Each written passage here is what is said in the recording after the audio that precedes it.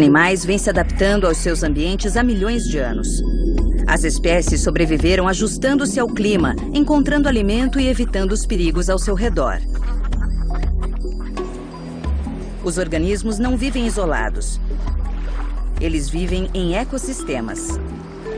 Um ecossistema é um habitat no qual as plantas, animais e micro-organismos interagem entre si e com os elementos não vivos que os cercam.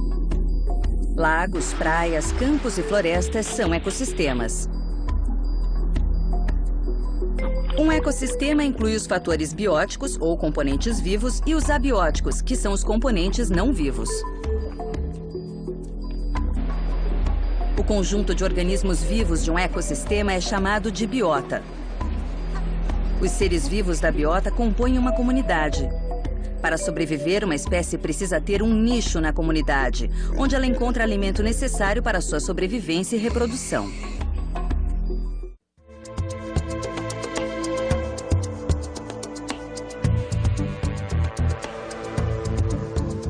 Todo ecossistema tem dois tipos de organismos, produtores e consumidores. Os produtores, chamados autótrofos, produzem seu próprio alimento. Plantas fotossintetizantes e alguns micro-organismos são autótrofos. Os consumidores são chamados heterótrofos. Os herbívoros comem somente plantas e são consumidores primários. Os carnívoros são consumidores secundários. Eles comem carne e vivem dos consumidores primários. Fungos e bactérias são consumidores que também são chamados de decompositores, porque eles se alimentam de organismos mortos ou em decomposição. Eles decompõem grama, troncos de árvores e restos animais, devolvendo ao solo seus nutrientes.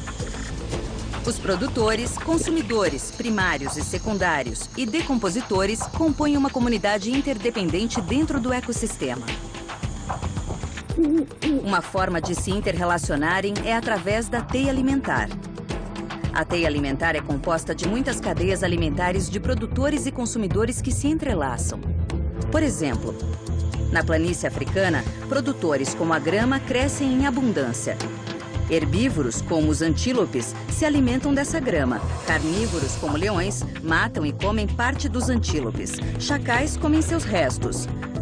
Minhocas, formigas e bactérias consomem o que sobrou. Como a maioria das espécies come e é comida por uma ou mais espécies, as cadeias alimentares se entrelaçam em uma teia alimentar.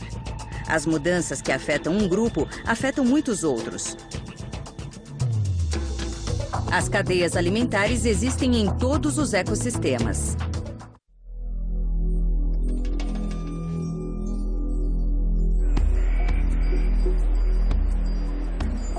Muitos ciclos acontecem com os componentes abióticos ou não vivos de um ecossistema. Os produtores usam a luz solar como fonte de energia para produzir alimento. E a partir daí, essa energia é transferida ao longo da cadeia alimentar para os consumidores, herbívoros, carnívoros e decompositores. Os diferentes níveis tróficos formam uma pirâmide de energia. À medida que passa de um nível a outro, a energia capturada pelos produtores fica cada vez menos disponível para os organismos dos níveis mais altos. Os biólogos estimam que cerca de 10% da energia de um nível trófico é transferida para o nível seguinte e assim por diante. Para onde vai o resto? Parte é usada na digestão, trabalho, crescimento e reprodução, e o resto é dissipado na forma de calor. Quando a energia é transferida para o nível trófico seguinte, como quando herbívoros comem as plantas ou os carnívoros comem os herbívoros, só 1% da energia original está disponível. Em cada nível trófico, há uma diminuição de cerca de 90% da energia disponível. Apesar desta redução, um ecossistema se sustenta sozinho porque a biomassa ou o número de organismos em cada nível trófico também é reduzido em pelo menos 90%. A biomassa no nível mais baixo é tão grande e se renova tão rapidamente que ela pode sustentar os organismos dos níveis mais altos.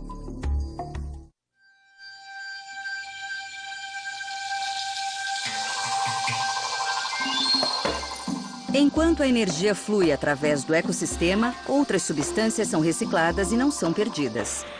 A água, necessária para todos os seres vivos, é constantemente reciclada. Ela pode ficar em um lago antes de fluir para o mar. Pode evaporar para a atmosfera, tornando-se vapor d'água antes que o vento a leve e ela se transforme em chuva. A água pode ficar no solo antes de ser absorvida pelas plantas. A água é constantemente reciclada através dos ecossistemas e de toda a biosfera. A biosfera é qualquer parte da Terra que sustenta a vida e inclui a terra, ar e água. O ciclo do carbono é baseado no dióxido de carbono, ou CO2, mas ele é muito similar ao fluxo de energia. As plantas usam o dióxido de carbono para produzir alimento. Ao comer as plantas, os animais incorporam parte do carbono em seus corpos. Os animais liberam carbono no ar através da respiração e o processo reinicia. O carbono também está nos combustíveis fósseis, petróleo e carvão. Quando queimados, eles liberam carbono para a atmosfera. Ao longo do tempo, os níveis de carbono vêm aumentando na atmosfera, produzindo o chamado efeito estufa. Alguns cientistas acreditam que esse aumento está causando o aquecimento global, que pode levar a mudanças climáticas severas. Os ecossistemas podem ser prejudicados pela alta concentração de elementos que entrem nele. Por exemplo, o nitrogênio compõe 78% da atmosfera da Terra, mas quantidades pequenas estão nos oceanos, solo e organismos. Plantas, bactérias e decompositores o reciclam. Nos últimos anos, agricultores adicionaram grandes quantidades de fertilizantes de nitrogênio ao solo para melhorar as colheitas. Esta prática aumentou a acidez do solo e a poluição dos cursos d'água. O fósforo também é um nutriente necessário às plantas e, como o nitrogênio, foi utilizado como fertilizante. Essas águas que fluíram das fazendas contendo nitrogênio e fósforo estimularam o crescimento de algas em corpos d'água, acabando com o oxigênio e sufocando a vida aquática. Você sabia? Fertilizantes contendo nitrogênio e fósforo descem pelo rio Mississippi para o Golfo do México, criando uma zona morta todo ano. Seu nível de oxigênio é tão baixo que os peixes e outros organismos não sobrevivem. Essa zona morta é aproximadamente do tamanho de Nova Jersey. Predadores e presas vivem em uma guerra constante pela sobrevivência. Algumas vezes os predadores competem com outros predadores. Tubarões são caçadores das profundezas. O homem captura a mesma presa que alimenta os tubarões. Esta competição pode provocar sérios efeitos na sobrevivência dos tubarões e de outros peixes.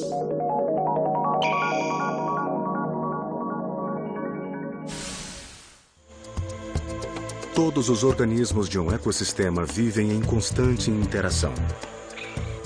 A competição por recursos escassos frequentemente é maior entre os organismos que obtêm seu alimento de forma semelhante. As árvores estendem seus ramos para o alto da floresta para alcançar a luz do sol, essencial para a fotossíntese. Ao mesmo tempo, enterram suas raízes profundamente no solo para obter água e minerais. As árvores que não conseguem obter o suficiente morrem. Da mesma forma, os tubarões no oceano competem por alimento com outros tubarões e espécies que comem peixes, como baleias, polvos e até o homem. Em um ecossistema com recursos escassos, as espécies mais eficientes, mais fortes, são as que sobrevivem. Coiotes eliminam raposas quando competem pelos mesmos recursos, e lobos eliminam os coiotes. Este processo é a competição. A predação descreve a relação entre consumidores e os organismos que eles comem.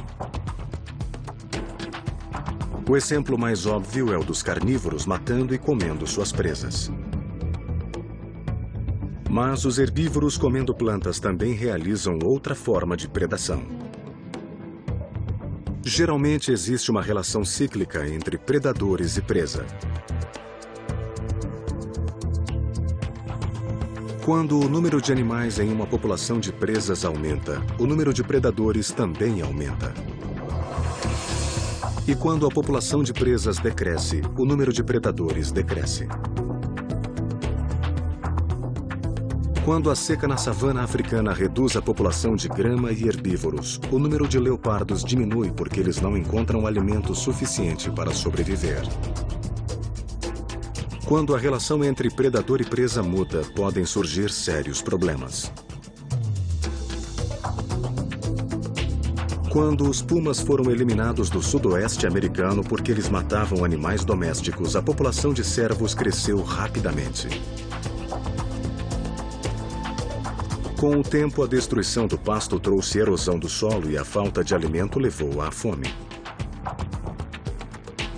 Os pumas foram reintroduzidos e a população de cervos foi reduzida. Alguns organismos desenvolveram formas fascinantes para não se tornarem presas. Cactos têm espinhos. Porcos-espinho têm espinhos. Tartarugas têm carapaças. E rinocerontes têm a pele semelhante a uma armadura. A camuflagem é outra tática. Alguns insetos se mimetizam tão bem com o ambiente que parecem desaparecer. A pele do camaleão muda de cor, permitindo que ele se esconda nas folhas e árvores. Em muitos ecossistemas, quando uma espécie se aproveita de outra para sobreviver e a outra espécie não é afetada, isso é chamado comensalismo. Cracas se prendem às baleias. Isto dá às cracas a proteção e lhes permite alcançar novas fontes de alimento. No entanto, as cracas não causam mal às baleias. Quando duas espécies obtêm benefício de uma relação, temos o mutualismo. O pássaro fica sobre o búfalo para comer os insetos que ele atrai. Abelhas e beija-flores ajudam na polinização quando sugam o néctar das plantas.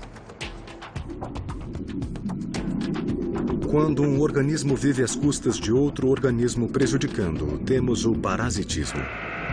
Muitos fungos e bactérias são parasitas. Pulgas sugam o sangue de animais e vermes podem viver no trato digestivo humano. A inter-relação entre espécies pode ser benéfica, neutra ou mortal. Não importa o resultado, isso é inevitável. Você sabia? Todos os organismos em um ecossistema afetam outros organismos e isso inclui o homem. Cachorrinhos são ótimos bichinhos de estimação, mas eles podem carregar vermes que passam para as pessoas. Vermes geralmente infectam o trato digestivo e podem bloqueá-lo. Um verme adulto pode crescer mais de 30 centímetros. As comunidades de organismos em um ecossistema mudam constantemente devido a mudanças climáticas ou à chegada súbita de outras espécies. Os homens afetam os ecossistemas do mundo o tempo todo. As mudanças podem ser mínimas ou dramáticas, algumas vezes negativas, outras positivas.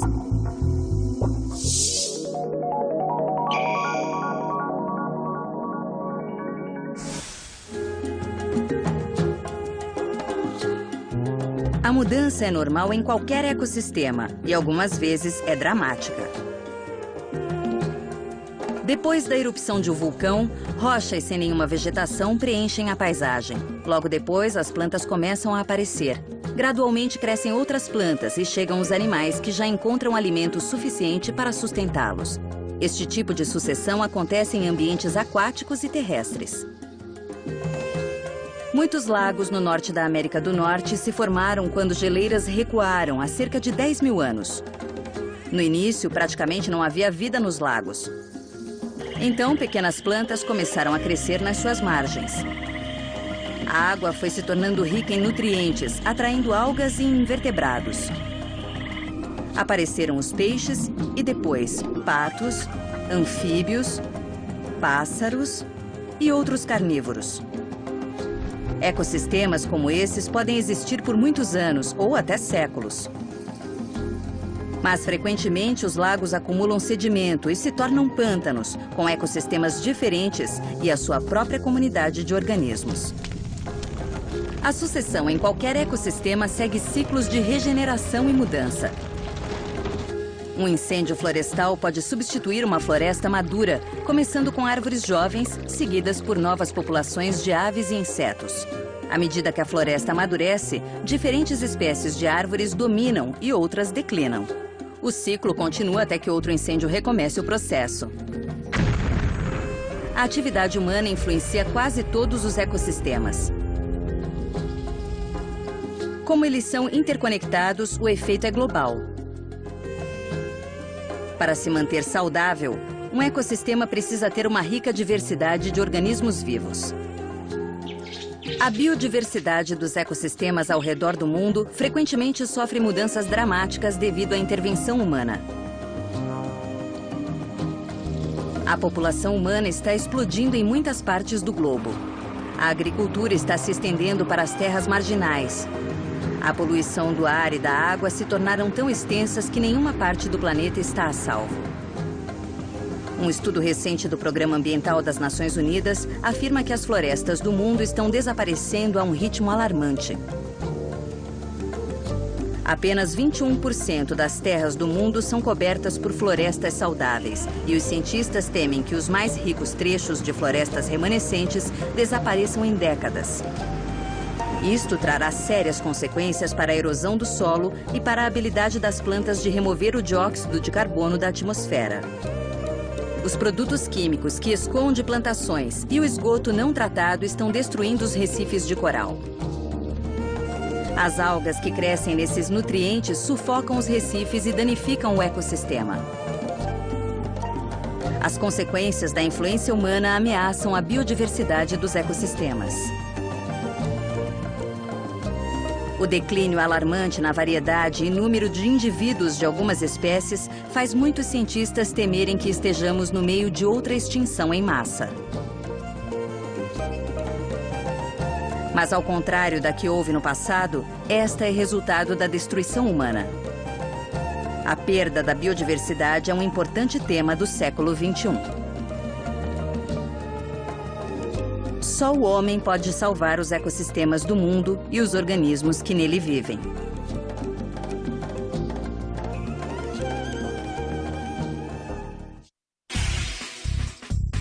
Você já tem todas as informações. Chegou o momento de esclarecer as dúvidas. Debata os seguintes temas. Como a caça predatória pode afetar a teia alimentar?